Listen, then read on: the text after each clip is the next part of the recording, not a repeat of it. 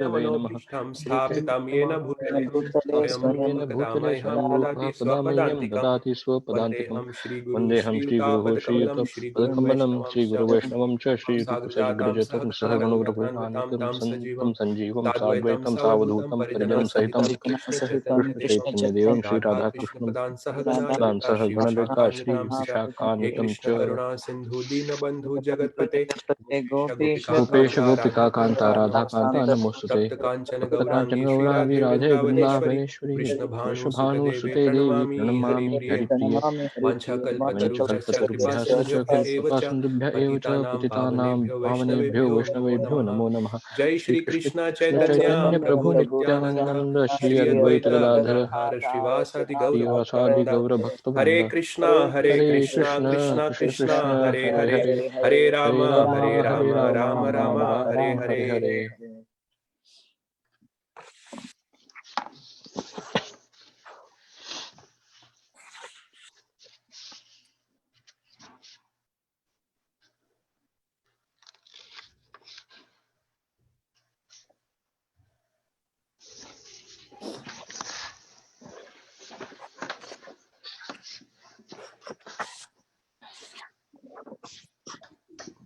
Okay, Hare Krishna everyone. Hare Krishna. So I'm sorry to disappoint all of you. Was supposed to be actually Vallabi Gopi Mataji was supposed to give the class today, but she had some technical challenges, so she couldn't come. So I have to fill in for her, and it's always very difficult to fill in for a more illustrious speaker. So please excuse me for that. So we are going to start with the 12th chapter today. We finished the 11th chapter. And now, before we get inside the 12th chapter, I'll give a quick overview of what's happening in the 12th chapter actually. So the 12th chapter is one of the shortest chapters of the Bhagavad Gita. Actually, the 12th chapter and the 15th chapter both have 20 verses. The longest chapters are, anyone would like to mention which are the longest chapters? Second. Yes, actually second is not the largest, but it is one of the largest. 18th. Yeah. So the 18th chapter has 78 verses and second chapter has 72 verses. And both 12th and the 15th chapters are the shortest chapters, but both are actually really, really important chapters. So we'll see how 12th chapter talks in detail about Bhakti Yoga. And 15th chapter is the Purushottam Yoga. That also is a very important chapter in Bhagavad Gita. Ganpati Govind, can you say a little bit about the first 6 chapters, the middle 6 chapters, and the last 6 chapters? What that means? Sometimes they talk about that. Okay, yeah, sure. So actually, the first 6 chapters talk about Karma Yoga. The middle 6 chapters talk about Bhakti Yoga. And the last 6 chapters talk about Jnana Yoga. So these are the 3 sections in the Bhagavad Gita. So many acharyas have compared the Bhagavad Gita to a treasure box. So treasure box, what happens is the treasure is in between, and then on top there is a lid, and in the bottom there is the base of the treasure box, right? So similarly, they say that the middle 6 chapters, which is the Bhakti Yoga, that is the treasure in the treasury box. The top 6 chapters are the first 6 chapters, and then the lower 6 chapters are the last 6 chapters of Bhagavad Gita. So the first 6 chapters talk about the path of karma, middle 6 chapters talk about the path of bhakti, and the last 6 chapters talk about the path of jnana. That is what you were looking for, Mataji? Yes, thank you. Okay, sure. So coming back to the 12th chapter, so as I was saying, there are 20 verses in the 12th chapter. So in the first 7 verses, there is a comparison between the path of bhakti yoga and path of jnana yoga. So Arjuna actually directly asks a question: who is better? The people who worship your personal manifestation as Bhagwan, basically is talking about the bhakti yogis, they are better, or people who worship you in the unmanifest Brahman form, they are better. So that is a reference for the Jnana yogis. So there is a comparison that Krishna does in the first 7 verses of Bhagavad Gita, in the 12th chapter. Excuse me. Then verses 8 to 12 onwards. So once it is established that Bhakti Yoga is better than Jnana Yoga, once it is established, then Krishna focuses on how to do bhakti. So he basically gives like a downward ladder. So he starts with the highest level of bhakti, and then he talks about the other stages of bhakti. So not everyone can be at the highest stage. So he says, okay, if you cannot do this, then do this. If you cannot do this, then do this. So he brings the ladder down, down, down, like that. So that is talked about from verses 8 to 12. And finally, from verses 13 to 20, Krishna talks about the qualities of a devotee that endears the devotee in the eyes of Krishna. So basically, Bhakti Yoga is not just about doing certain activities, it also means cultivating certain qualities. So those qualities are talked about in the last 8 verses of the 12th chapter. So that is like a quick overview of the 12th chapter. So let's start with the first verse of the 12th chapter. I'm going to share my screen.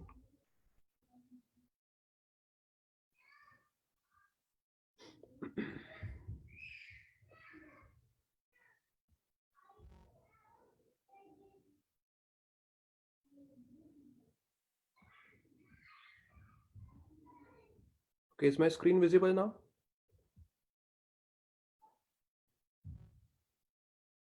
Yes, Prabhu. Yes, Prabhu. Okay, good. All right. Okay, so let's start with the first verse. You can repeat after me. Arjuna Vacha. Arjuna Vacha. Evam Satata Yuktaye. Evam Satata-yuktaye Bhaktastvam Paryupasate. Bhaktastvam paryupasate Ye chapya aksharam avyaktam. ye chapyaksharam avyaktam Tesham ke yoga vittamaha. tesham ke yoga vittamaha. Arjuna Vacha. Arjuna Vacha Evam Satata Yuktaye. evam satata-yuktaye Bhaktastvam Paryupasate. bhaktastvam paryupasate Ye chapyaksharam avyaktam. ye chapyaksharam avyaktam Tesham ke yoga vittamaha. tesham ke yoga vittamaha. Arjuna Vacha. Arjuna Vacha Evam Satata Yuktaye. evam satata-yuktaye Bhaktastvam Paryupasate. bhaktastvam paryupasate Ye chapyaksharam avyaktam. ye chapyaksharam avyaktam Tesham ke yoga vittamaha. tesham ke yoga vittamaha. Anyone would like to recite? Arjuna Vacha Arjuna Arjuna Vacha. Vacha Evam Satata Yuktaye Evam Satata Yuktaye. Bhaktastvam Payupasate Bhaktastvam Paryupasate. paryupasate Bhaktastvam yeah. What am I up to? Ye Chapyaksharam Avyaktam Ye chapya aksharam avyaktam. avyaktam Tesham Ke Yoga Vittamaha Tesham ke tesham yoga ke vittamaha. vittamaha. Arjuna Vacha Arjuna Vacha. evam satata-yuktaye Evam Satata Yuktaye. bhaktastvam paryupasate Bhaktastvam Paryupasate. ye chapyaksharam avyaktam Ye chapyaksharam avyaktam. tesham ke yoga vittamaha. Tesham ke yoga vittamaha. Anyone else? Arjuna Vacha Arjuna Arjuna Vacha. Vacha Evam Satata Yuktaye Evam Evam Satata Yuktaye. Bhaktasvam Paryupasate Bhaktasvam Paryupasate. Ye Chapyaksharam Avyaktam Ye Ye chapyaksharam chapyaksharam avyaktam. avyaktam Tesham Ke Yoga Vittamaha Tesham ke yoga vittamaha. Arjuna Uvacha Arjuna Arjuna Vacha. Vacha Evam Satata Yuktaye Evam Evam Satata Satata Yuktaye. Bhaktastvam Paryupasate Bhaktasvam Bhaktasvam Paryupasate. Ye chapyaksharam avyaktam Ye Ye chapyaksharam chapyaksharam avyaktam. avyaktam Tesham ke yoga vittamaha Tesham ke tesham yoga ke yoga vittamaha. vittamaha. Arjun उवाच Arjun Arjun Uvacha. Uvacha एवं सतत युक्ता ये Evam Evam satata Satata yuktaye Yuktaye भक्तस्त्वां पर्युपासते bhaktasvam Bhaktasvam paryupasate Paryupasate ये चपि अक्षराम् अव्यक्तं ye Ye chapyaksharam Chapyaksharam avyaktam Avyaktam तेषां के योगवित्तमः tesham Tesham ke Ke yoga Yoga vittamaha. Vittamaha Okay, synonyms. Arjun Uvacha.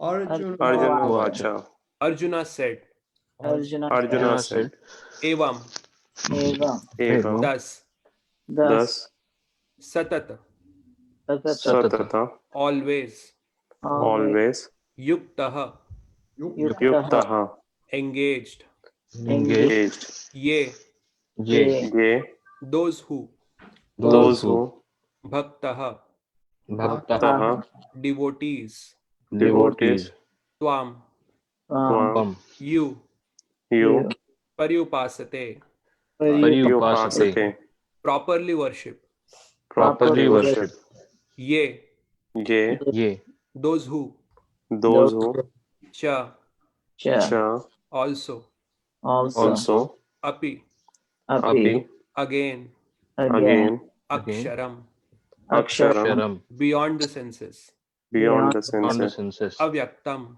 अव्यक्तम the unmanifested, the unmanifested Unmanifested Tesham, Tesham तेषाम of them, of them Ke, के Ke who, who Who Yoga Vittamaha, योग Vittamaha वित्तमः the most perfect in knowledge of yoga. the most Yoga perfect in with knowledge of Vittamaha yoga. Translation and purport by His Divine Grace A.C. Bhaktivedanta Swami Srila Prabhupada. Arjuna inquired, which are considered to be more perfect, those who are always properly engaged in your devotional service, or those who worship the impersonal Brahman, the unmanifested? Purport. Krishna has now explained about the personal, the impersonal, and the universal, and has described all kinds of devotees and yogis. Generally, the transcendentalists can be divided into two classes. One is the impersonalist, and the other is the personalist. The personalist devotee engages himself with all energy in the service of the Supreme Lord. The impersonalist also engages himself not directly in the service of Krishna, but in meditation on the impersonal Brahman, the unmanifested. We find in this chapter that of the different processes for realization of the absolute truth, Bhakti Yoga, devotional service is the highest.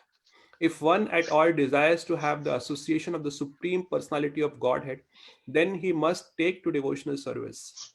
Those who worship the Supreme Lord directly by devotional service are called personalists. Those who engage themselves in meditation on the impersonal Brahman are called impersonalists. Arjuna is here questioning which position is better. There are different ways to realize the absolute truth, but Krishna indicates in this chapter that Bhakti Yoga or devotional service to him is the highest of all. It is the most direct and it is the easiest means for association with the Godhead. In the second chapter of Bhagavad Gita, the Supreme Lord explained that a living entity is not the material body. He is a spiritual spark, and the absolute truth is the spiritual whole. In the seventh chapter, he spoke of the living entity as being part and parcel of the supreme whole and recommended that he transfer his attention fully to the whole. Then again in the eighth chapter, it was said that anyone who thinks of Krishna at the time of quitting his body is at once transferred to the spiritual sky, to the abode of Krishna. And at the end of the sixth chapter, the Lord clearly said that of all yogis, one who always thinks of Krishna within himself is considered the most perfect. So, in practically every chapter, practically every chapter, the conclusion has been that one should be attached to the personal form of Krishna, for that is the highest spiritual realization. Nevertheless, there are those who are not attached to the personal form of Krishna. They are so firmly detached that even in the preparation of commentaries to Bhagavad Gita, they want to distract other people from Krishna and transfer all devotion to the impersonal Brahma Jyotir. They prefer to meditate on the impersonal form of the absolute truth, which is beyond the reach of the senses and is not manifest. And so, factually, there are two classes of transcendentalists. Now, Arjuna is trying to settle the question of which process is easier and which of the classes is most perfect. In other words, he is clarifying his own position because he is attached to the personal form of Krishna. He is not attached to the impersonal Brahman. He wants to know whether his position is secure. The impersonal manifestation, either in this material world or in the spiritual world of the Supreme Lord, is a problem for meditation. Actually, one cannot perfectly conceive of the impersonal feature of the absolute truth. Therefore, Arjuna wants to say, what is the use of such a waste of time? Arjuna experienced in the 11th chapter that to be attached to the personal form of Krishna is best because he could thus understand all other forms at the same time and there was no disturbance to his love for Krishna. This important question asked of Krishna by Arjuna will clarify the distinction between the impersonal and personal conception of the absolute truth. I read the translation one more time. Arjuna inquired, which are considered to be more perfect? Those who are always properly engaged in your devotional service or those who worship the impersonal Brahman, the unmanifested? So here Arjuna is directly asking a question to Krishna. Who is better, the personalists or the impersonalists? So Prabhupada very nicely explains that actually there are two classes of transcendentalists. Transcendentalists means people who want to transcend this material world. They don't want to live in this material world. So there are different ways that are talked about in the Bhagavad Gita. And the first way obviously is, and that is the main focus of Bhagavad Gita, is the personal worship of Krishna. That is the focus of Bhagavad Gita. And then the other way that is also talked about is the meditation on the impersonal Brahman, the Brahma Jyoti. So now when Arjuna is asking this question, Krishna is going to answer that pretty clearly, and we'll see what Krishna says about this. But before that, even in the 5th chapter, if you remember, there is this question by Arjuna that which path is better. So at that time he asked about the difference between, or which is better, karma yoga is better or the impersonal worship is better. That is what his question was in the 5th chapter. And at that time also Krishna had said that karma yoga is better, Arjuna. So there he had said that karma yoga is, both the path will give the same result, but karma yoga is easier to follow. So that is what I had said. So he had compared the two paths, but he had said that because karma yoga is easier, that is better for you. So now Arjuna is asking about a difference or the comparison between bhakti yoga and the impersonal worship of Brahman. Now here we'll see that actually Arjuna is asking which is better. So underlying there is a thought, there is a assumption that both are good, but which is better? That is the question that Arjuna is asking. So we'll see when Krishna is answering Arjuna, there is no condemnation of this path. I mean, obviously Krishna will say that he will compare and mention that how difficult it is to make progress on the impersonal path, but he doesn't, there is no negative condemnation about the path of impersonal, this impersonal worship. But we see that in the 7th chapter Krishna had condemned. There is this verse in 7.24 where Krishna says avyaktam vyaktim apannam manyate mam abuddhaya.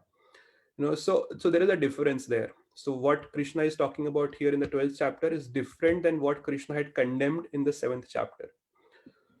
So the impersonal Brahman is not condemned. What is condemned is to think that Krishna was impersonal earlier and now he has manifested in this form. So there's this Mayavadi philosophy, right, that we have been discussing earlier also. So their idea is that there is a Sagun Brahman and there is a Nirgun Brahman. So Nirgun Brahman is the actual Brahman. The concept of Sagun Brahman is not talked about in any of the scriptures. You will not find the word Sagun Brahman anywhere in the scriptures because that word doesn't exist. So Nirgun Nirakar Brahm is what is talked about in the scriptures. So their idea is that when the Nirgun Nirakar Brahm, it comes in contact with the material mode of goodness, at that time it takes a form, and that form comes down as an avatar and it performs leelas. So basically when we say that the Nirgun Nirakar Brahma, when it contacts the material mode of goodness, that means the form that is coming down in the material world is actually a product of Maya, because the three gunas are actually the constituent of Maya only. So their idea is that the form of the Lord, as Krishna, as Ram, as Vishnu, as Shiva, any form that we talk about, even our own form, is a product of Maya. And now we understand that our form is product of Maya because our bodies are made of material energy. So that is true. And even Krishna says that in the 18th chapter, that mantra rudhani maya, the soul is situated as if on a machine made up of Maya. So that is true. Our bodies are made of Maya. But to think that the form of the Lord is a product of Maya is a great offense at the lotus feet of the Lord. So Krishna condemns that in the 7th chapter. And again, he condemns that in the 9th chapter, in the 9.11 verse. Actually, there is a correlation between 9.11 and 9.10. So 9.10 verse is basically Krishna says that Maya adhyakshena prakriti suyate sacharacharam hetu nanena kontaya jagadvi parivartate. Under my direction, he says Maya adhyakshena adi aksha. Adi aksha means to see from above. So I am seeing from above, and under my supervision, this prakriti is maintaining this universe. So prakriti or Maya is under the supervision of Lord. It is not the other way around. And then he says in the next verse, 9.11, he says, Avajananti mam mudha manushim tanumashritah param bhavam ajananto mam bhuta maheshwaram. So he says Avajananti mam mudha. So this Avajananti is a very significant word. So there are three different words. There is Jananti, Ajananti, and Avajananti. So Jananti means to know. Ajananti means to not know. Ajananti is actually do not know. So the word Ajananti comes in the 11th chapter also, where Arjuna says when he is offering apologies to the Lord, he says that please forgive me because I have rashly addressed you as O Krishna, O Yadav, like that. So at that time he says Ajanata Mahima Ananta Vedam, Ajanata. I did not know your glories, my dear Lord. He says Ajanata Mahima Ananta Vedam. So the word Ajananti means to not know. And Avjananti means to know the opposite of which is true. Avjananti. So here Krishna says that those people, Avjananti Mam Mudha, they think that I am under the control of Maya, and that is why I have taken the shelter of a Manushim Tanu. Manushim Tanu means the form of a human body. I've taken shelter of the form of the human body. They are actually mudhas. Mudha means they are rascals. They are foolish. They don't have any intelligence. Even in the 7th chapter, 24th verse, when Krishna is talking about that, he says, Avyaktam vyaktim apannam manyate mam abuddhaya. Abuddhaya means they have no intelligence. Actually, in the same chapter, when he was talking about people who worship demigods, devatas, he uses the word alpamedhasa. He says that they are less intelligent.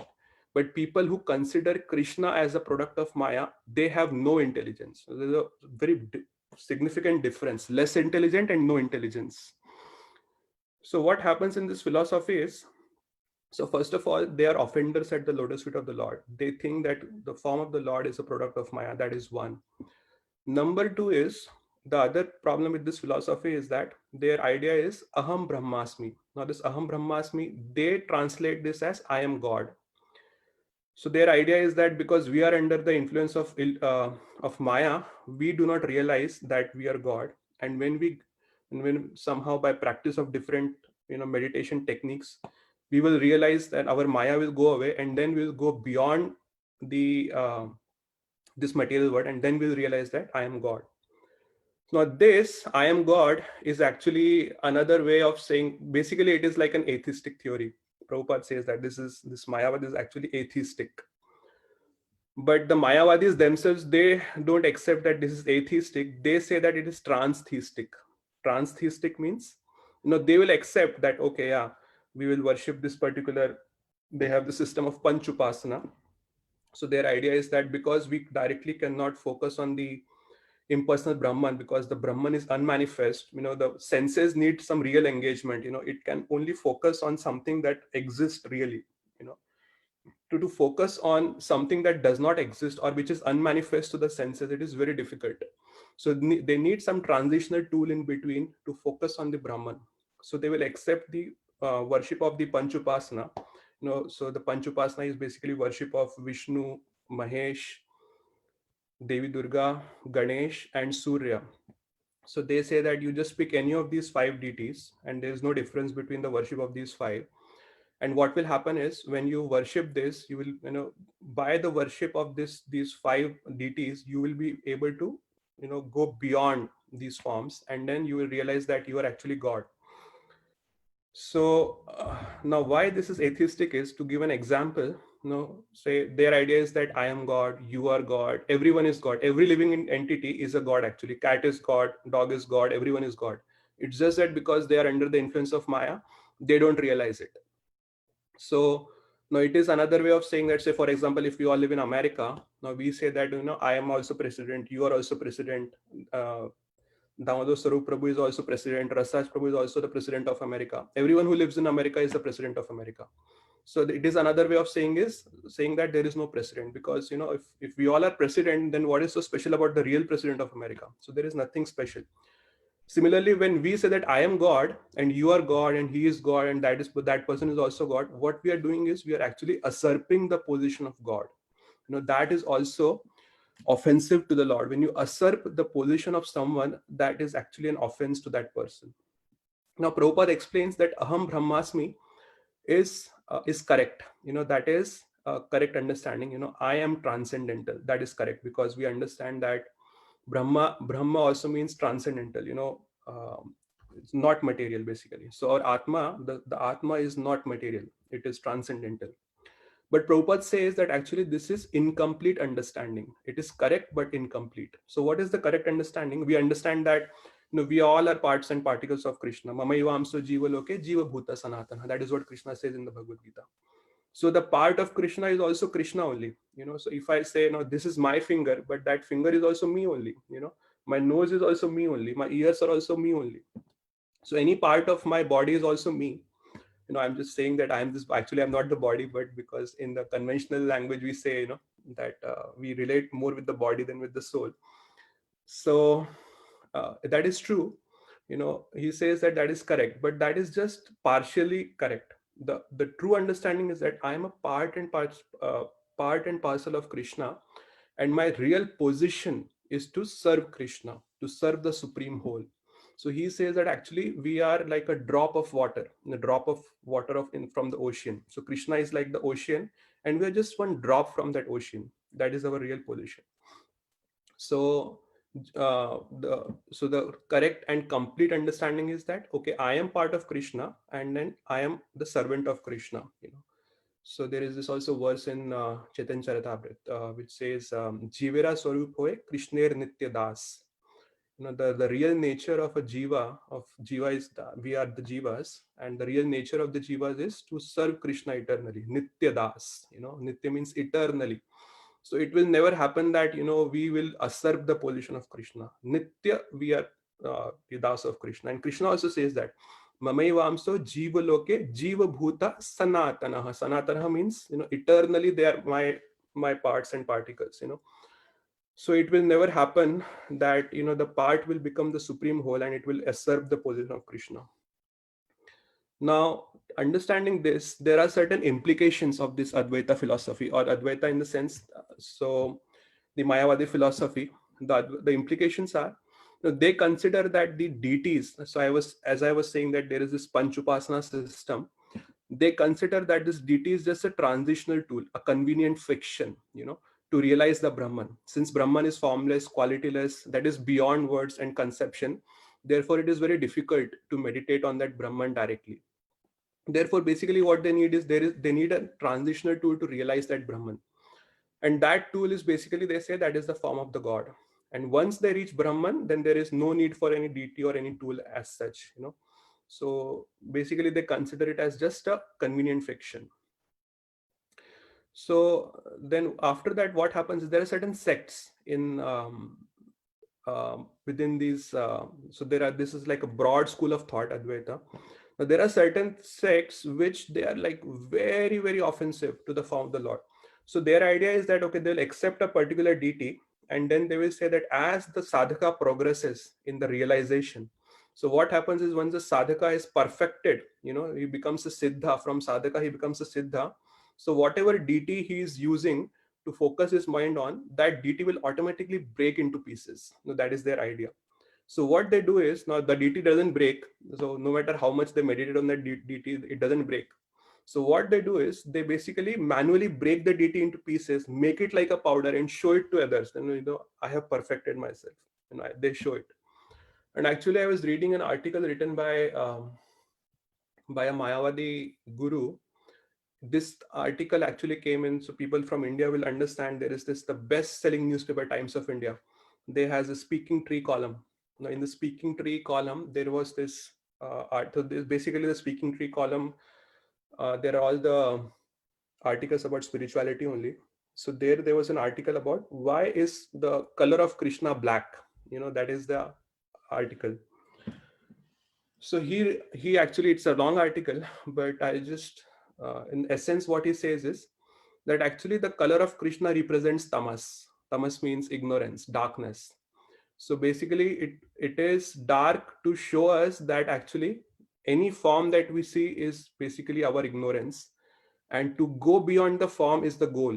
And then when we go beyond the form, when we realize that actually the Brahma Jyoti is the only reality, that is only sattva, and other than that everything is actually tamas, ignorance. So that is like, again, it's like so demeaning to the form of the Lord. It is extremely offensive to call the color of the Lord as a representation of ignorance, is like extremely offensive. So this Advaita philosophy at times becomes very, very offensive also. So what is being condemned in Bhagavad Gita is not the impersonal Brahman or people who want to realize the Brahman. What is condemned is people who become offensive to the Lord. So actually in 9.15 verse, if you remember, Jnana Yagyena Chapyanne Yajanto Mam Upasate Ekatvena Prataktvena Bahudha Vishwato Mukham. So there Jnana Yagya word comes, and Chakravarti Pad says that this Jnana Yagya word is very significant, and he also writes that there are two kinds of impersonalists. Jnana Yagya is basically, it is done by impersonalists. So he says that there are two classes of impersonalists. One class is offensive to the form of the Lord, and the other class is not offensive to the form of the Lord. So only the people who are not offensive to the form of the Lord, they are doing Jnana Yagya. The other classes of impersonalists is actually not doing Jnana Yagya. They think that they are doing Jnana Yagya, but they actually do not do any Jnana Yagya. Excuse me. And in 9.12, Krishna says something very frightening. 9.11, he condemns these Mayavadis. But in 9.12, he says something very frightening. He says, Moghasha mogha karmano mogha jnana vichetasaha rakshasim asurim chaiva prakratim mohinim shritaha. He says, Mogh Asha means their culture of devotion. Mogh Jnana means their culture of knowledge, Jnana Yoga, the Jnana. And Mogh Asha, Mogh Jnana, and there's one other, and their pious activities. Everything will be, Vichetasa. They will not, I'll just read the translation quickly here of that verse.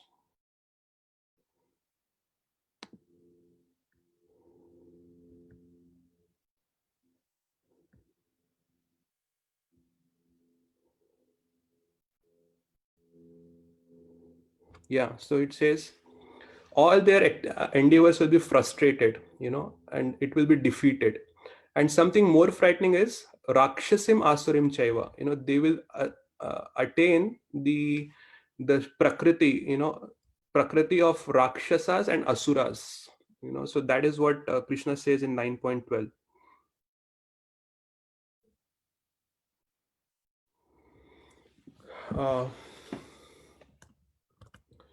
So actually this Advaitavad is very categorically refuted by many different acharyas. Ramanacharya refutes it.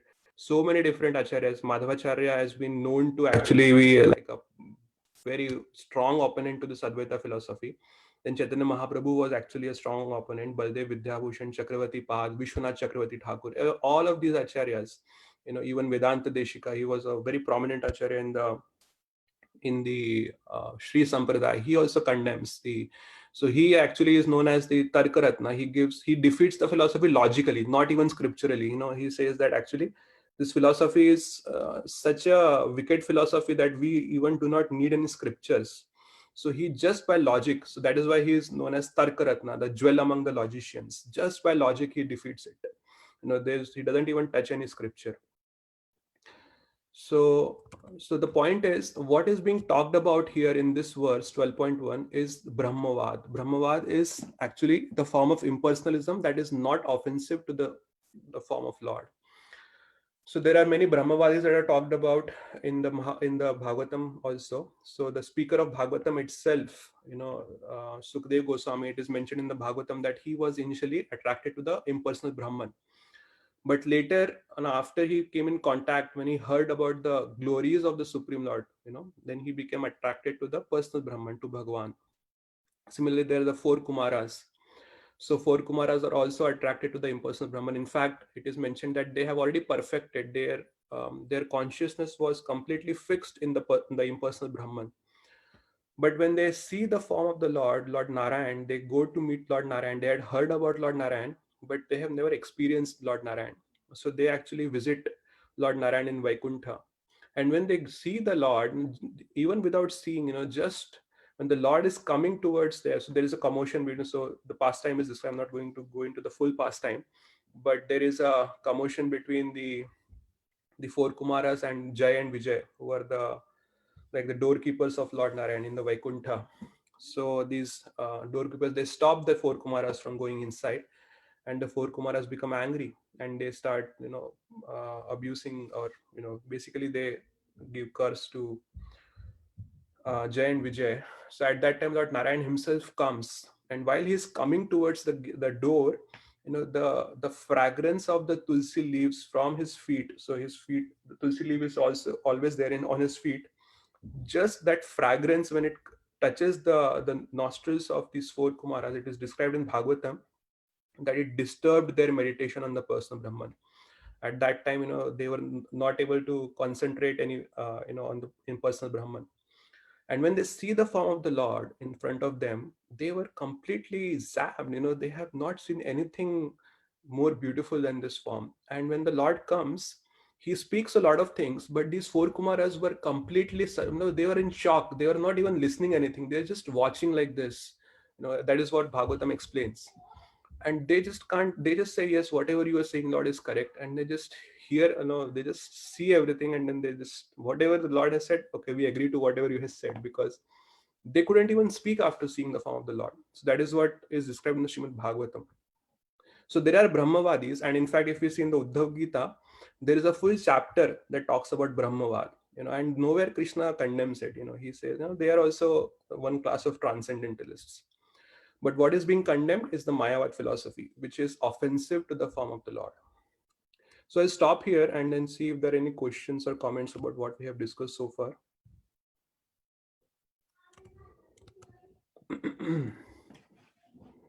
Any questions or comments? I have a comment, like, in India, a lot of people think that Nirguna means Krishna doesn't have any qualities. They don't understand Krishna doesn't have the material qualities, but Right. doesn't mean that he doesn't have transcendental qualities, Yeah. And so that's misunderstood a lot, that Nirguna means, that he's kind of void or doesn't have any qualities at all. Yep, that is true, Mataji. Nirguna, actually, guna refers to the 3 modes of material nature. 3 modes of material nature, yeah. Sattva, Rajas, and Tamas. I myself, when I was young, really did not understand that until I began to understand better, after meeting the devotees. And you heard it from a lot of impersonalists in India that Nirguna means without any qualities, Yep. Yeah, that is true. It means without any material qualities, right? Yeah. And similarly, the Nirakar also means without any material form, actually. Yeah. Sometimes yeah, go ahead, Mataji. No, there is a Marathi song which even I misunderstood when I was young. Tuza Saguna Manoki Nirguna Re, by I think it's by Tukaram, Sant Tukaram in Maharashtra. And that's a very famous song in, both in the South and in Maharashtra. And a lot of people misunderstands the Nirguna part as, and even Saguna, they think is all in the mode of goodness more than transcendental qualities, So both are misunderstood in India a lot. Hare Krishna Prabhu, I have a question. Yes, Prabhu. So when someone is following the Supreme Brahman, and then they are meditating upon Supreme Brahman, and finally I think they get liberated and merge into that effulgence, right, Prabhu? Into the Krishna. I mean, when someone is meditating on Supreme Brahman and finally they merge into the effulgence of Krishna, is that the final stage? Actually, yeah. So the goal of the Gyanis is impersonal Brahman. And their idea is that once they achieve Brahman, they will lose their individuality. So their soul will merge into the existence of Brahman.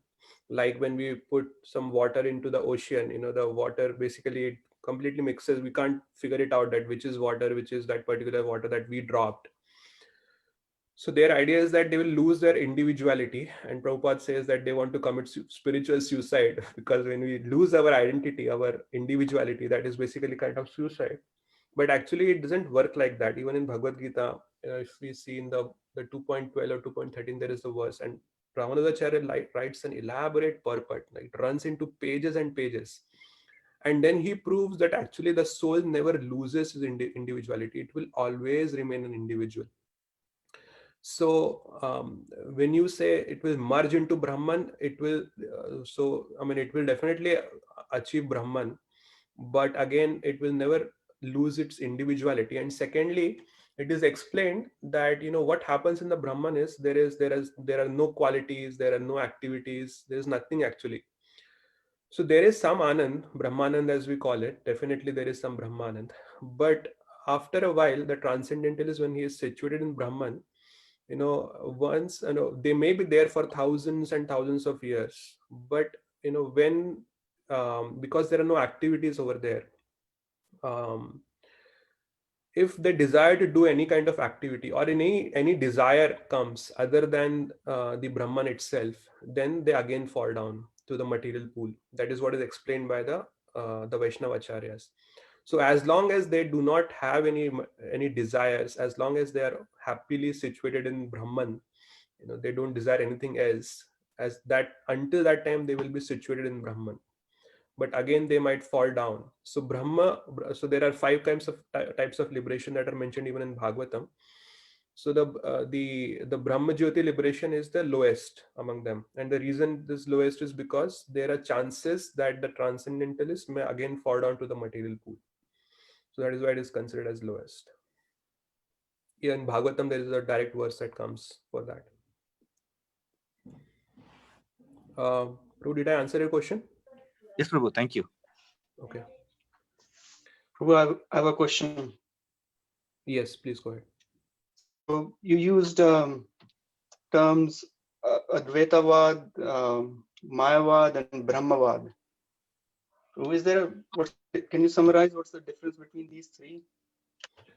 Actually, Nirvisheshvad is the technical term that is used by Vaishnava Acharyas to describe Mayavad. Okay, so let me explain this a little bit. It's a good question. So now this Nirvisheshvad was first used by this Acharya in Madhva Sampradaya, Tirthpad Madhva, something like that. Is I'm missing his name. Prabhupada quotes him many times in his purports. So he had first used this word Vishesha, Nirvishesh. The Vishesh means the quality of something. So for example, the quality of fire, that it will burn. That is the quality. So when we say fire will burn, so no, in one sense, burning and fire are the same, but in one sense they are different. So that is why it is called as a quality. So when we say Nirvishesh, that means something that has no quality. So the word Nirvisheshvad is used to describe this Mayavadi philosophy. Now, Brahmavad, as I say, they are not offensive to the Lord, to the personal form of the Lord. Their focus is only on the impersonal Brahman. They don't care. They don't basically bother with the personal form of the Lord. They think, okay, it may be there, but it's not something that I bother about. My focus, my goal is the impersonal Brahman. They are never offensive to the form of the Lord. But what happens in this, even in Advaita philosophy, if you see, intellectually they try to prove that the form of the Lord is the product of Maya. So they will intellectually try to prove it. They will quote some verses. Basically what they do is they twist the meaning of those verses using the translations. So these so Nirvisheshvad is a technical term. Now Mayavad actually is like a school of thought. Now Advaitavad is what was preached by Shankaracharya, and incidentally it happens to be his appearance day today. It is the appearance day of Shankaracharya. He was a great Acharya. Actually was an incarnation of Lord Shiva, as we all know it. There are references of that in the Padma Puran also. So he was instructed by the Supreme Lord to come and preach the Advaitavad, because Buddhism had taken over the India completely. So in Buddhism, what they do is they reject the Vedas. So Lord Buddha himself came and rejected the Vedas. And then Vishnu has ordered Lord Shiva to go as a Brahmin and re-establish the authority of Vedas. But in order to do that, he had to misrepresent the meaning of the Vedas. So that is all talked about in the Padma Puran. But what happened is the philosophy that he taught was Advaitavad. Now, after Shankaracharya left, after that many different acharyas had come. Most prominently, Ramanujacharya came first, and he challenged the philosophy of Advaitavad, and he kinds of defeats it also. And then after, so he gave a philosophy of Vishishta Advaita, and after that, Madhvacharya came and he gave the philosophy of Dvaita. And after that, there are so many different acharyas came and they all condemned this Advaita philosophy. Chaitanya Mahaprabhu also comes and he also condemns. So when the Advaita philosophy was challenged, so many different school of thoughts came up within the Advaitavad, but most prominently there were two prominent school of thoughts. The first was Pratibimbavad. So the philosophy of Pratibimb is that there is one Brahman that exists, and all of the souls that are visible in the material world, they are just the Pratibimb, means the reflection of that one Brahman. So all of us are like reflection of that one Brahman. So that is the idea. But the point, the something that they were not able to explain was that in order to the reflection to exist, there has to be a medium on which the reflection will fall. Right. So what is that falling? That medium they were not able to explain. So Pratibimbavad did not become so famous, but after that came Mayavad. So in Mayavad, what happens is their idea is that there is a subject, there is an object. So for example, if I am looking at you, so you are the object of my concentration. I am the subject because I am looking at you, and there is a stream of consciousness that is going from me to you. So their idea is that the object does not exist, the subject does not exist. All that exists is a stream of consciousness. So that is their idea. So basically they say that this object and subject both are manifestation of Maya.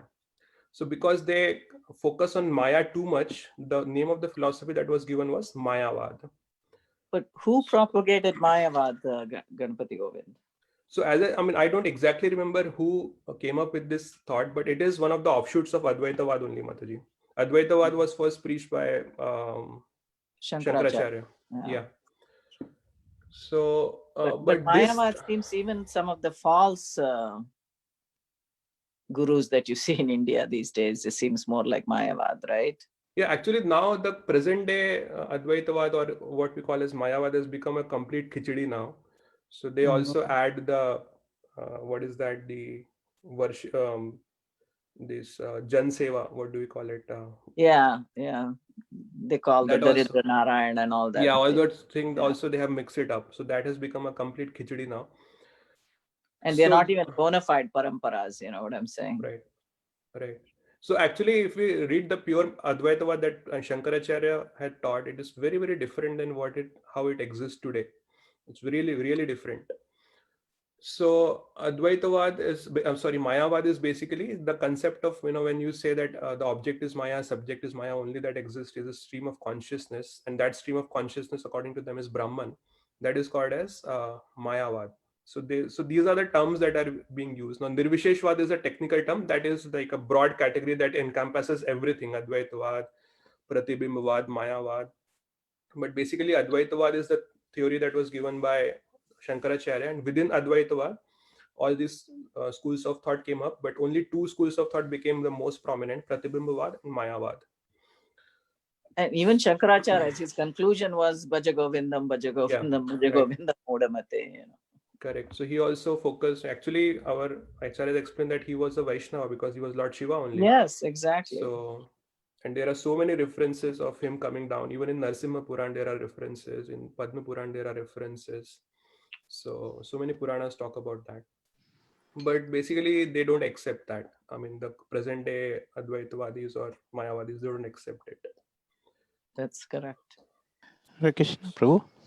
So 1 second, Prabhu. Anandgana Prabhu, did that answer your question? Yes, Prabhu, thank you. Okay. Krishna Prabhu, this is Rasraj Das. Yes, Prabhu, boliye. So all these different baths, right? Mayabad, Pratibimbad, and other baths, right? So all are they following Shankaracharya? They claim to follow Shankaracharya, definitely.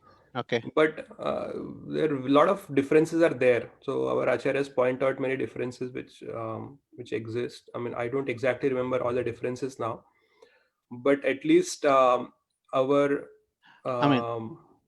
least we don't accept that they are purely following. So they have added some of their own stuff into it, a lot of their own stuff. So it's not purely Advaitavad. Yeah. So right, if the question is the Shankaracharya, the last statement, right, Bhaja Govinda. So what are their comments on that? They accept that, or they say he didn't say that, or? Yeah, so they explain it differently. So some people say that the Gaudapad, who was the teacher of Shankaracharya, his name, one of the name was Govinda. So he is actually talking about to Bhaj. So basically he say that I will worship my Guru, Gaudapad, but actually we understand that that is not true. So they try to explain it in many different ways. And then they say that actually not just Krishna, Shankaracharya has glorified many other different deities also. So he has written Jagannath Ashtakam, which is a form of Krishna, obviously. But he has also written hymns on various other demigods also. But Ganpati Govinda, I've seen like genuine Brahmavadis, explain Bhaja Govindam. They, just like you said, they think that Krishna is just a way ultimately to Brahman. Exactly. So it's not that they deny Krishna altogether. Right. And they feel like Shankaracharya is chanting Krishna's name, but ultimately to get to Brahman. That's how they explain it in many of the relatively genuine Brahmavadis, So there are different ways in which they explain it. Some people say that he is talking about Gaudapad. Some people say that, what's the big deal? He has written hymns about so many different deities. And the third is, as Mataji said, that, Krishna, he has written about Krishna, but that is just like a transitional again. That once we have realized Brahman, then we don't need Krishna. Then they kick out Krishna from the picture. I went to one of these lectures, somehow I was forced to go to one of these lectures. And it was so difficult for me to listen, for them ultimately saying that ultimately everything is Brahman and Krishna somehow disappears, Right. Yeah. Because when they say that the form of the Lord is Maya, so it does not have any eternal existence. It merges back into Brahman. So after the Leelas are finished here in this material world, the form goes back and merges into Brahman. That is their idea. So according to them, so they will accept that there are devtas in the Swarga, and there is Lord Vishnu who is the chief amongst the devtas. But ultimately, they say that all of this is illusion only. So, and ultimately what exists is Brahman. Ekam Brahma Dvitiya Nasti. That is their idea. And as I was saying, Vedanta Deshika, he hammers the philosophy. So he says, okay, if Brahman is Ekam Brahma Dvitiya Nasti, means there's just one Brahman that exists and nothing else that exists. So Vedanta Deshika says, okay, you say that only Brahman exists, but we do see people, so many people exist, you exist, I exist, this computer exists, this table exists. So why is that? If Brahman is only existing, then I should not have any even experience of duality. So they say that no, that is because of Maya. So then Vedanta Deshika says, okay, if you say that is because of Maya, then does Maya exist in reality or not? Because your philosophy is Ekam Brahma Dvitiya Nasti, only one Brahman that exists. So does Maya exist or not? So because if Maya exists, then your philosophy about Ekam Brahma Dvitiya Nasti is false, because there are two realities, that there is Brahman and there is Maya. So there is two. And if you say that no, Maya does not exist, then there should not be any experience of any duality at all. So then basically they are not able to satisfactorily explain this idea. They say that no, Maya is like anirvachniya. Anirvachniya means it is not expressible. So again, they basically go into word jugglery and twisting the words. So, but you will not find any of these philosophies or any of these terms in the scriptures. So there is no scriptural basis to it. So they just want to prove their point, and they invent a third category of existence to prove their philosophy. So, and as I said, Vedanta Deshika doesn't even touch the scriptures. He just, by logic only, he defeats. There are many different logics that he gave to conquer this this theory, this philosophy. Basically, they deny Krishna, the God of personality. That's right, the exactly. bottom So line. We can have personality, but God can't have personality, Right. So they intellectually try to basically disprove the existence of the form of the Lord. That is the whole the essence of the whole discussion. So, and that is also where it they becomes basically offensive. think form means material. Form, they don't understand that form can be transcendental also. Yeah. Okay, so there are only just 3 minutes remaining. Are there any other questions, comments? Pyaribru, you have any comments about whatever we have discussed today?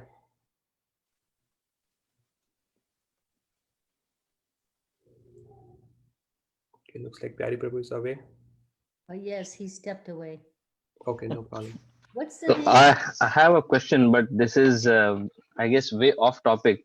But since we were, I learned a lot about what is Mayavad today. So I have also been reading about other Abrahamic faiths, and somehow the formless thing seems to match what Abrahamic faiths always insist on. Actually, in essence, if you see even the Bible and even the Quran, the focus, you will say that it is, they have a personal form, but because they don't have an identity to that form of the Lord, they don't have any description about how the God looks. They just say Allah, or they say the Father, God. Basically it looks impersonal, but actually it is personal only. If you go into the details of the teachings of Jesus Christ, and even even if we talk about, say for example, we talk about Quran. So in Quran it is mentioned that there are 7 jannats, and above those 7 jannats there is the jannat of Allah. So Allah is, then they say that he is sitting on a throne. So basically we also understand there are 7 jannats. So as we were talking yesterday about, there are 14 different planetary systems, and number 8 is actually on this 14 planetary system. Number 8 is Earth, and above Earth there is 7 other planetary systems. So Swarga is there, Satyaloka is there, Janaloka, Tapaloka, Maharloka, all those lokas are there. So, and above, beyond these 7 planetary systems, above Earth, there is the Vaikuntha, that is the abode of the Supreme Lord. So it matches with our description. And even if they say that there is this, they say that beyond these 7 jannats is the Jannat of Allah, where Allah is sitting on a throne, and there's a lot of description that is given. So all the descriptions are actually personal. They don't say that there is some impersonal, it's not abstract thing. Exactly. So they talk about a person who is Allah, who is sitting in that Jannat, he's sitting on a throne, and then he's doing a lot of activity. Actually, some of the activities are described, not a lot, but they talk about a personal conception of God, not an impersonal conception, because they don't have a some identity. They don't have any. They don't know. So we understand Krishna is God, or Vishnu is God, or Narayan is God.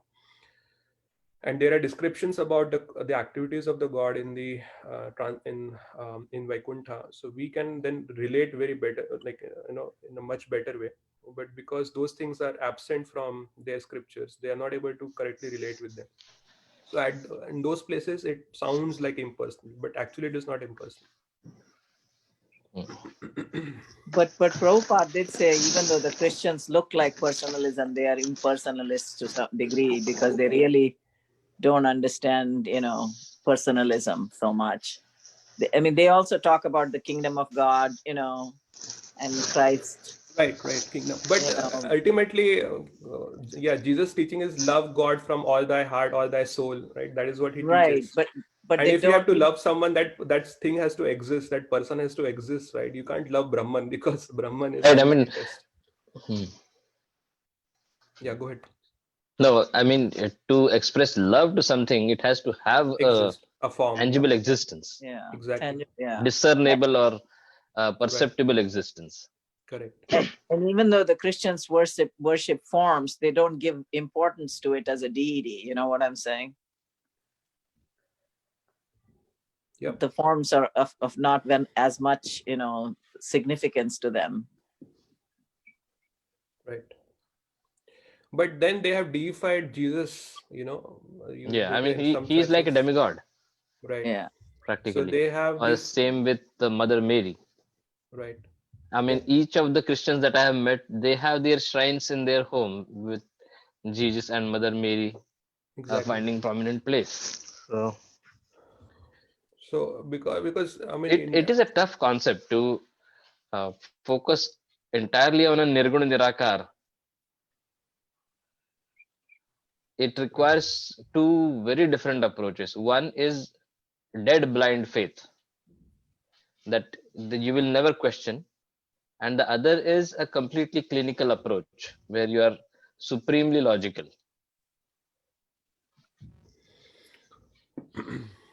Jiva had a question. Jiva, did you have a question? Oh no, I didn't get the name of the one who used just logic, not scripture. Vedanta Deshika. Vedanta? Deshika. He was in Acharya in the Sri Sampradaya, Mataji. Okay. So Ramanujacharya was the most prominent Acharya, but after Ramanujacharya, Vedanta Deshika became most prominent after Ramanujacharya. Okay. Where does Charvak philosophy fit into all this? Was he Charvak also is a Mayavadi essentially? No, actually, it is not even Mayavad. It is completely materialism. So Charvaka is a person, and the philosophy that he gave is Charvakism. So what we have in materialism is exactly similar to in Charvakism. So basically, the materialistic idea is that there is no spiritual existence. All we have is this life, and this life is to enjoy and be merry. So just don't worry too much about God and all that stuff about your karma. Just enjoy. That is the idea. So that is Charvakism also. So pure materialism. Jiva isn't like same like Kafka and all that? Is it kind of like nihilism or something, or? In the Western world also they have those kind of philosophies, right? Yeah. It's a nice book about Shamasundar discusses the Western philosophers with Prabhupada. What's the name of the book? No. Oh, did he write a special book on that? Yeah, there's a book put out. There was a book put out, Dialectical Spiritualism, something like that. Oh. Yeah, Shamasundar, in his book, he discusses it. Yeah, in his book, in the Chasing Rhinos with the Swami, he has some of it, but I didn't realize there was a special book. Is it available? I don't know. It was many years ago that it came out, and I haven't heard much of it since. I don't know. I have to research. So we are 5 minutes past the time, so I think we should end here. But I just want to remind everyone about the quiz that we are going to have on Sunday. So this Sunday we are going to have a quiz on chapter 11, and I request everyone to please join. It's going to be very interactive and we'll all enjoy it. So please plan to join. So In the- let's. Will we have the quiz right after the chapter? Because now we started a new chapter. We got like some of chapter 12 in our mind. Yeah, that's a good idea, Mataji. Maybe we should do the quiz right after we finish a chapter. That's a good idea. Okay. Paribru is not there. I talked to him offline and then just get his opinion. All right. Thank you, everyone. Thanks for joining. Thank you. Vancha kripa sindhubhya eva cha patitanam pavanebhyo vaishnavebhyo namo namaha.